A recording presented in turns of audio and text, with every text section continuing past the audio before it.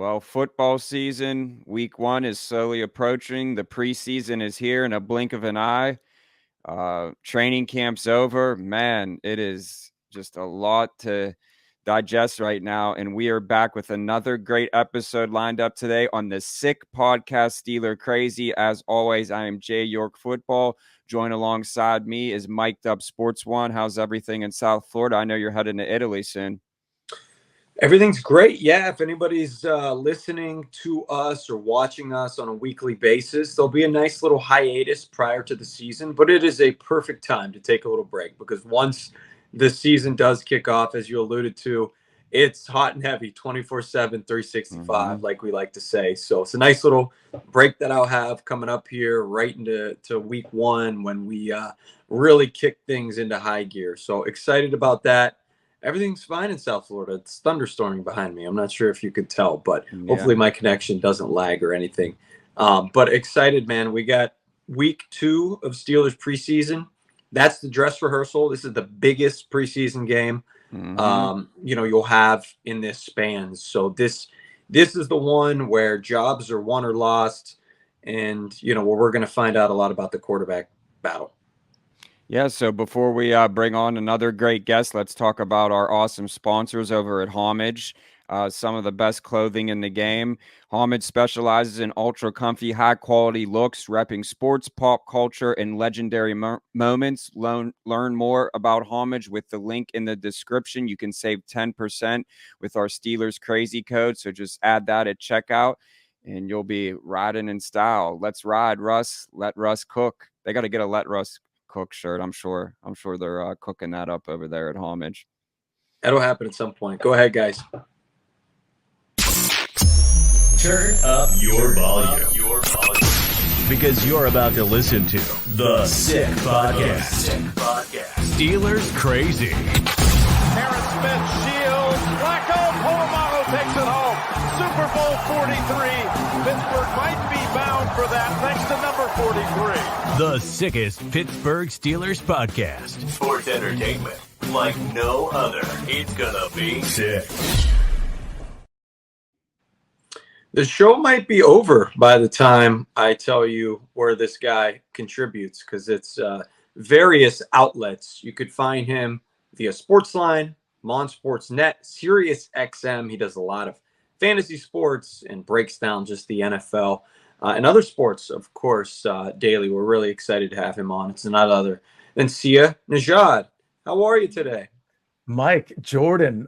It's got to be a good show if the names of the show start with Mike and Jordan. I'm sure nobody's made that joke before. By the way, I'm so happy to be on this Pittsburgh podcast because, or at least Steelers motivated podcast at this time of the year because long story short, I was up in Pittsburgh like 20 years ago, like sort of in the college, my college days. And it was the first time that I visited Pittsburgh sorry for derailing the show already, for like an extended period of time. And I was coming from a culture back then when Washington, my team, was really, really good. This is when they didn't have decades of what do we want to call the last 20 years. But anyway, the fandom in Pittsburgh is so real. It's so tangible. I was taken down to like a brunch spot in what I believe to be kind of like a downtown area. And I already knew Pittsburgh was great from a fan standpoint relative to other cities who think they're good when it comes to their fans. I just got to give you all credit. I just want to give a shout out to Pittsburgh, to Steelers fans, Penguins fans, Pirates fans, you name it. That's a real fan city. And I'm happy to be on this show because of it.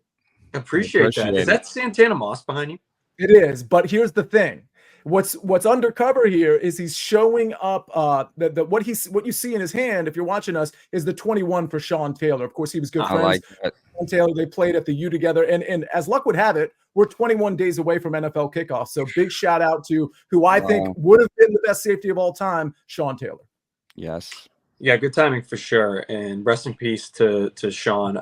Absolutely phenomenal player. And I used to play NCAA. It's back, obviously, but the U team with Santana and Sean Taylor was one of my favorite teams to ever play. So I noticed him right away. I'm sure you're not jumping on podcasts every day there, at least in Pittsburgh, where somebody's like, that's Santana Moss.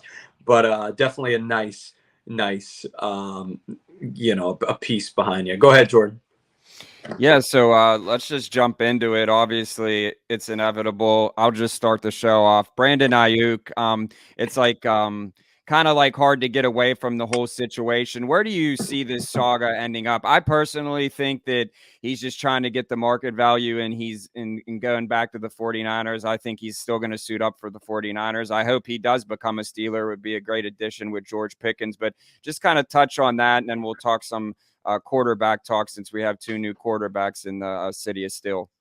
Yeah, it's crazy because if he were to go to Pittsburgh, and by the way, Jordan, I'll get to the fact that I agree with you in a second. If he were to go to Pittsburgh, we know, like, we'll talk about Pittsburgh, I'm sure, like in the show, but it's such a tough division, right? And so add a what a lot of people believe is a top 10 receiver to the Steelers, who a lot of people think are at least maybe the third or fourth in an already strong division. It just makes the AFC North that much more powerful. But I do agree with you that we're probably looking at Brandon Aiyuk leveraging his purchasing power, and probably staying with a team in the San Francisco 49ers whose window is probably, about to close, maybe 1 or 2 years away from closing. They're going to have to pay Brock Purdy at some point. We know once that happens, you need to have some turnover at a lot of the skill position players, right? And so I think that's why they're even interested in shipping Brandon Aiyuk out, because they know they can't pay everybody. But if they can just get him for a little bit longer, they're going to be in good shape over the next year or two. I expect Kyle Shanahan to finally close on a Super Bowl personally.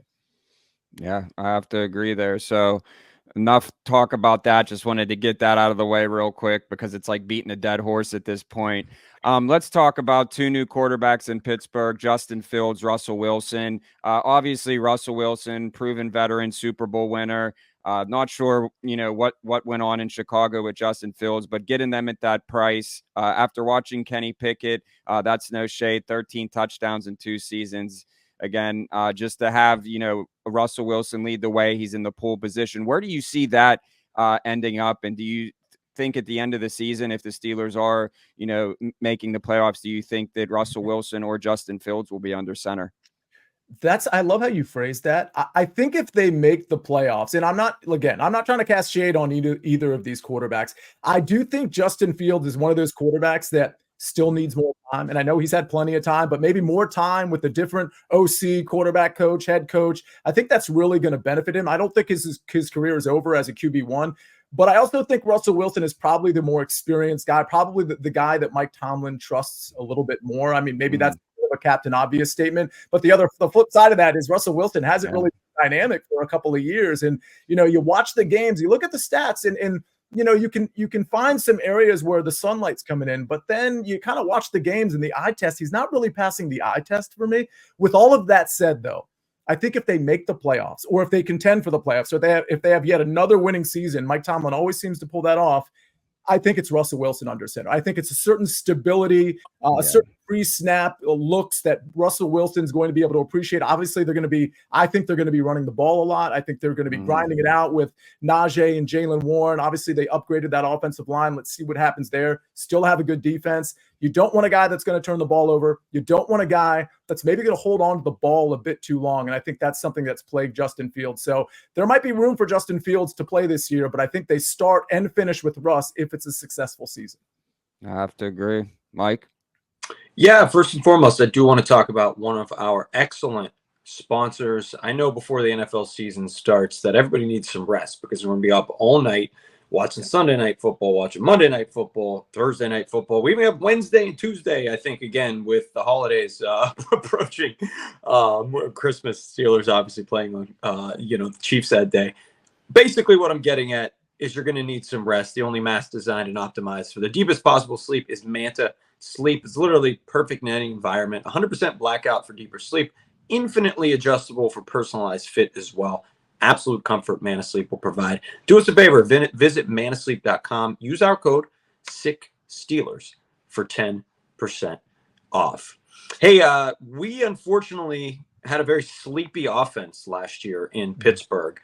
Matt Canada was never somebody that necessarily jumped off the page or was a fan favorite whatsoever, and ultimately he lost his job because of the ineptitude of the Steelers offense. Arthur Smith brought in former Falcons head coach, of course, Titans OC. I'm sure you're familiar with what he was able to bring to those teams. How do you think he will fit in Pittsburgh, and what kind of upgrade will he be? It's interesting because if you bring Arthur Smith in, I feel like it's telling the world we're doing just sort of what I was talking about with grinding it out, upgrading at the offensive line position, getting both running backs involved. I think Najee and Jalen Warren, by the way, I know you didn't ask this. I think Jalen Warren's probably the better running back, the more efficient running back. That's just my opinion, but they're both very good still, in my opinion. Not elite, not top 5 running backs, and maybe not even top 10. But I think we're going to see a lot of that. And I think if you bring Arthur Smith in, you're basically saying, hey, we've got a good defense. We're going to lean on that. We're going to lean on the running game. We're going to upgrade in certain places that's going to lend itself to running the ball, working the clock, keeping the opposing defense on the field. And honestly, I think that's what Arthur Smith does. To me, you can look at that one of two ways, because what he did at Atlanta, not maximizing, granted, he didn't have a great quarterback, but it still didn't seem like he maximized the skill players that like he should have. But that's the bad end of it for Arthur Smith. I think the good end of it is what you're getting with him. And with the team, they didn't bring him in thinking, oh, look what he did at Atlanta. That wasn't very good. They brought him in being like, oh, look what he did at Atlanta. Mm-hmm. That's actually going to work better here. And mm-hmm. so I have a lot of confidence in Arthur Smith in that offense relative to, frankly, Atlanta. And Atlanta, that's a hard one to judge because of the quarterback situation. Yeah. Atlanta's a different story. We can talk about them with Kirk Cousins, getting Matthew Judon, like all this new news coming with them. A lot to be excited about. But I like the Arthur Smith hire. I mean, it's a really quick and fair transition. I wasn't going to ask about this, but Steelers play the Falcons week 1 in Atlanta. The Falcons are favored. A lot of Steelers fans are like, I'm hammering the Steelers. This, to me, is a layup. What are your thoughts? Okay, so when the lines came out, I looked at all the lines, and I got to be honest, that was one that jumped out to me to take the Falcons money line at like minus 130, minus 125, wherever the books were. And then I kind of like paused a little. And there are a few other games that I liked week 1. I'm just going to throw them out there. Like I like the Colts money line at home against the Texans. When the Cardinals were +7 at Buffalo, I liked the Cardinals quite a bit. It's 6.5 now. We know the Matt Milano injury just happened. I think that's a huge deal for a defense that's already, to me, kind of in shambles, particularly on the back end. So I still kind of like that at 6.5. If you want to buy the point, that's up to you. But I've sort of backtracked on my take with the Falcons and the Steelers. And so right now, I don't have like a strong opinion. However, if there's going to be indecision, like we don't know what Mike Tomlin's going to do, right? You guys maybe can answer that for me. I don't know exactly where Russell Wilson is in the injury status. You guys can explain that to me. But if we're not exactly sure who's going to be the captain of the ship and whoever that person is doesn't have a lot of good reps in, it might be a good time for me to fade the Steelers specifically in week 1 and take Atlanta, a team that seems to be all in, made a curious draft pick, which I didn't mind, by the way, but now has supplemented that draft pick with an edge rusher in Matthew Judon, who again gives you that immediate impact that you wanted with that first round draft pick. So I just think they have a lot of pieces in place to maybe squeak out a money line win against a very good defense. It's not a bet I've made yet, but my lean, especially because I don't exactly know what's going on week 1 with the quarterback position. I think I know. I'm just not 100% sure. My lean would be to Atlanta in that one.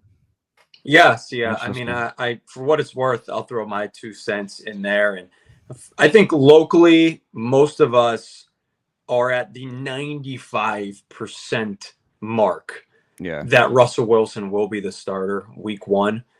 He appears healthy for one. He is going to get reps with the first team, it appears, on Saturday against the Bills. And, our take has always been, if you go to Russell Wilson to start, it's a lot easier to bring Justin Fields in afterwards, opposed to the opposite. Fields has so much pressure entering every season of his NFL career. The backup quarterback might be the most popular player on every single team. Let him have that for once, right? Take the pressure off of his shoulders. And if Russell Wilson does struggle, you're going to hear the Fields chant. He's probably going to come in with less pressure and less on his shoulders. So I think we're pretty confident Russell's going to start. Keep that in mind when placing the bet. But it's definitely a fishy line. So I tend to agree. Those fishy lines, everybody's the Steelers. Always, lean maybe the other direction. Go ahead, Jordan. Yeah, just let's stay along the lines of betting. I think what was the over/under win total for 8.5 for the season? Steelers. Steelers. Yeah, to me, I mean, I'm taking the over on that every time. I will never bet against Mike Tomlin. We know Mike Tomlin hasn't had a losing season in 17 seasons. Just kind of talk about some of the lines for the Steelers. We'll start with that. Are you taking the over there?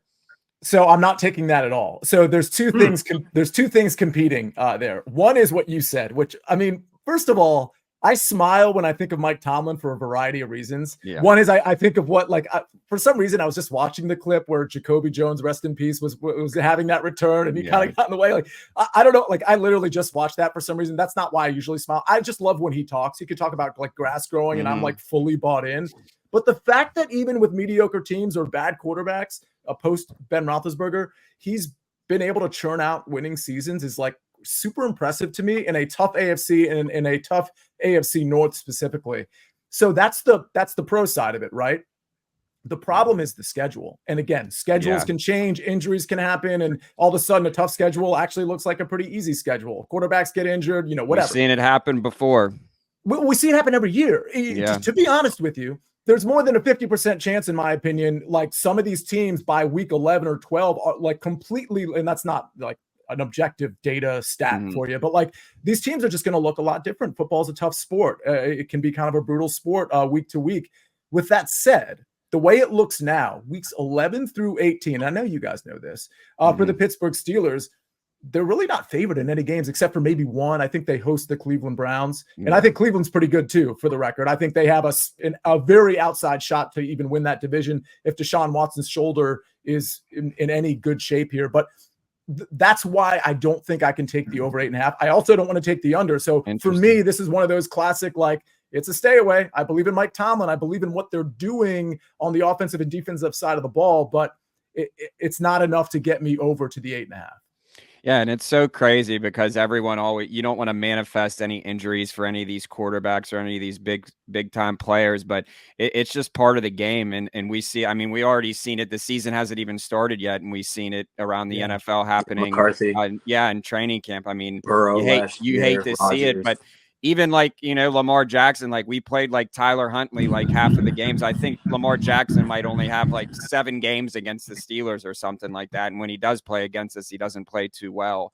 But yeah, I see where you're coming from there. Yeah, exactly. I mean, perfect example. Like, he didn't get hit, or maybe he did get hit on that play, but that was like the most freakish hand injury I've seen in the sense of like, a non-contact injury, like with a knee, I get that, or an Achilles, but like, it can happen to anybody. Could also happen to the Steelers, right? That's what people forget sometimes when looking at these over-unders. It could easily happen with Pittsburgh as well. Steelers' record without TJ Watt is mind-boggling, and that's part of the reason we are so pro-Watt. And we're not anti-Myles Garrett, but we're very pro-Watt. I'll put it that way, because the Steelers are like, 7-18 without him, which is absolutely incredible. Those are quarterback statistics when they miss games, but I think it's a very fair valuation for sure when it's all said and done. I think maybe last thing for me is we talked about receiver and Aiyuk. Generally, when we have national media on Sia, they're lower on George Pickens than we are locally. You hear a lot of people saying he's ready to enter that top 10 elite. And listen, you're studying for fantasy as well. So where does he fall for you? Is he ready to take that leap? Yeah, so I think the question is twofold, because the one question is just if you isolate it, I hate this term, but people like to say in a vacuum, and just look at his skill set. I think the answer is probably yes, although I do think there are concerns. I don't want to say concerns, but I do think from like a route running in a footwork type standpoint, I think that's where you sometimes get criticism for him. I'm not really calling that balls and strikes on that one way or the other, but I think that's sometimes what I'm hearing about George Pickens, where obviously athletically he's got all the tools. The other problem is what we just talked about with Arthur Smith coming over, and with is George Pickens like a number 1 receiver, or is he a number 2 receiver? And are there going to be enough balls downfield, or just passes in general relative to the running game, to make George Pickens from a fantasy standpoint the guy you want him to be? So for me, I'm letting everybody else draft George Pickens, but from a talent standpoint, I believe in him. I think the question is, it would be the same question for Brandon Aiyuk, although Ayuk's a little bit more polished. I'm not comparing the two, but what do you think of Brandon Aiyuk in a Cincinnati offense versus a Pittsburgh offense versus a San Francisco 49er offense? The question is, like, what is the offense doing, not what is the player doing sometimes? Yeah. You ready for a couple rapid fire before we get out of here? Of course. All right. Who wins the AFC North? The Ravens. I hate. Can I tell you something real quick? Go ahead, please. Like, this wasn't. I didn't time this for the show, but I never like I'm a pretty serious bettor in the sense that I'm not like the guy that's putting out like crazy parlays and stuff. Like, I'm just, I just gave you like week 1 picks that I have. I'm not parlaying those, but just for fun and just to throw $10 like away, essentially, I did an 8-leg division parlay right before this show. I was bored. I just was like, what the hell? Let's see. Give us all 8. Run through it. Do you want all 8? Okay, I have it right here. We got a few minutes. Okay, so first of all, I'll just mention the Ravens. I think all of these teams are in play. I even think the Browns are in play. I do think Pittsburgh is in play if the quarterback situation really gets going, like old school Russ type stuff. But I do think it's the Ravens ultimately. I do have questions about the Ravens. Don't get me wrong. Offensive line could be an issue. Receiver still could be an issue. But I've got the Ravens there. Do you want me to give you the other 7 that I included in the parlay? By the way. Just hit them real quick. Okay, real quick. The parlay, I put $10 to win $4,600. It's ridiculous. Yes. I don't recommend it to anybody. Everybody else put $1 on it for $400. $10. I love it. $10. It's a happy meal. I'll start with the NFC, then go to the AFC. Falcons, Eagles, 49ers, Lions. Okay, so that's the NFC. The AFC, the Jets, who I was on when they were plus 240 when the lines came out. It's plus 180 now. Ravens, Chiefs, and Colts were my super outlier in the AFC South. Just so everybody knows, if they wanted to swap the Colts for the Texans, instead of being plus 46,000, it would be plus 22,000. So just if you thought the Colts was super wild, you could swap those and basically cut it in half from an odds standpoint. I like it. All right, last thing. Who wins the Super Bowl? I don't want to say the Chiefs. I really don't want to say the Chiefs. Okay, I've said the same team the last 2 years, and I'm going to say them again, even though I think there's other contenders in the NFC, including the Lions and the Packers and the Eagles. The Eagles. Yeah. Well, I like the Eagles, and I loved their odds when the odds came out because everybody was down on. They were like 20-1. Now they're 15-1, so the odds corrected. But I'm going with the San Francisco 49ers. Yeah. I just think, like I said, the window's closing, but they still got all the pieces. I think they're going to have all the pieces. They still got the coach. I still think Kyle Shanahan's the top coach in the league in spite of what he's been doing in fourth quarters of Super Bowls. But it's the Niners.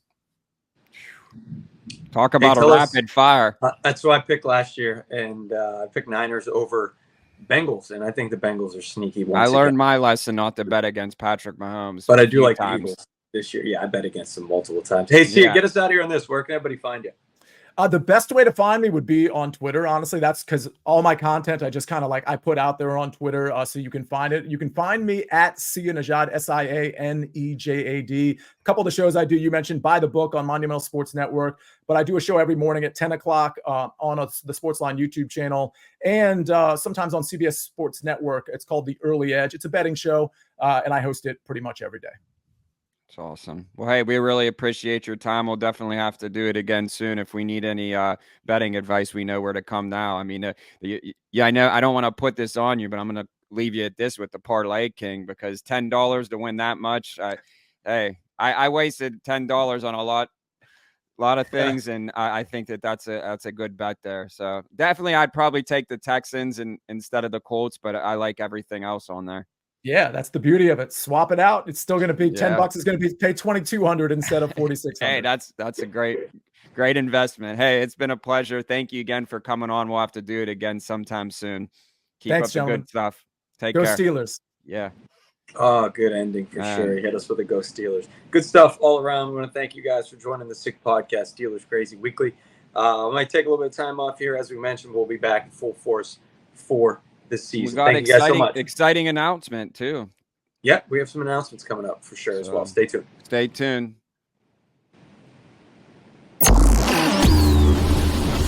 And that's a wrap. Hope you don't miss us too much until next time. Follow the Sick Podcast Steelers Crazy on YouTube, Instagram, Facebook, Google Play, and Apple Podcasts.